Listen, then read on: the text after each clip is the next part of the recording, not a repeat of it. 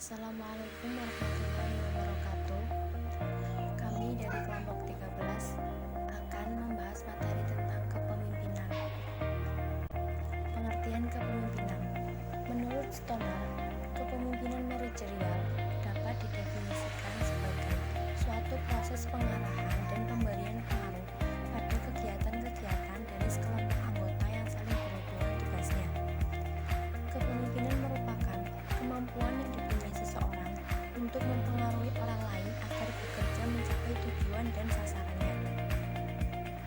Pendekatan-pendekatan studi kepemimpinan.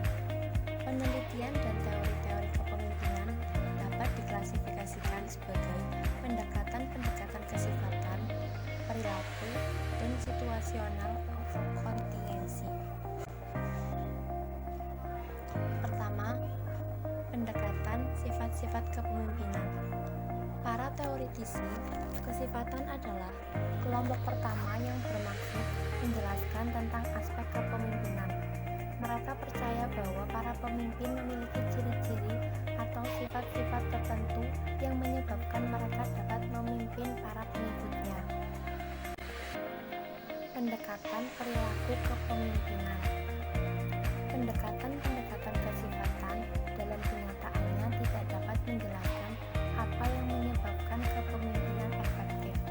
Oleh sebab itu, pendekatan perilaku tidak lagi mencoba untuk mencari jawaban sifat-sifat kepemimpinan, tetapi mencoba untuk menentukan apa yang dilakukan para pemimpin efektif. Karena pada dasarnya, perilaku-perilaku atau sifat-sifat dapat dilatih, dipelajari, dan dikembangkan, sehingga masing-masing individu dapat dilatih sifat kepemimpinan yang tepat agar mampu memimpin secara efektif. Pendekatan perilaku memusatkan perhatiannya ke dalam dua aspek perilaku kepemimpinan. Pendekatan perilaku membahas orientasi dan identifikasi pemimpin. Aspek pertama, pendekatan perilaku kepemimpinan menekankan pada fungsi-fungsi yang dilakukan pemimpin di dalam kelompoknya supaya berjalan dengan efektif. Fungsi-fungsi kepemimpinan dibagi menjadi dua aspek. Fungsi-fungsi yang berhubungan dengan tugas task related atau pemecahan masalah. Fungsi ini menyangkut pemberian saran, penyelesaian masalah, informasi, dan pendapat. Fungsi-fungsi pemeliharaan kelompok, group maintenance atau sosial fungsi. Ini mencakup segala sesuatu yang dapat membantu kelompok berjalan lebih lancar sampai dengan membuat persetujuan dengan kelompok lain. Penengah keperbedaan pendapat, dan lain-lain sebagainya. Gaya-gaya kepemimpinan. Para peneliti mengidentifikasikan bahwa gaya kepemimpinan meliputi dua aspek. 1. Gaya dengan orientasi tugas task oriented. 2. Gaya dengan orientasi karyawan employee oriented. Pendekatan situasional atau kontingensi.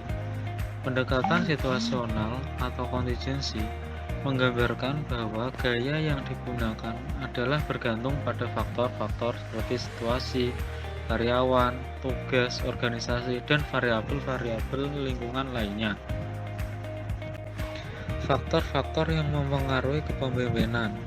Seperti ditunjukkan teori-teori yang ditunjukkan di muka, ada beberapa faktor yang mempengaruhi situasi kepemimpinan.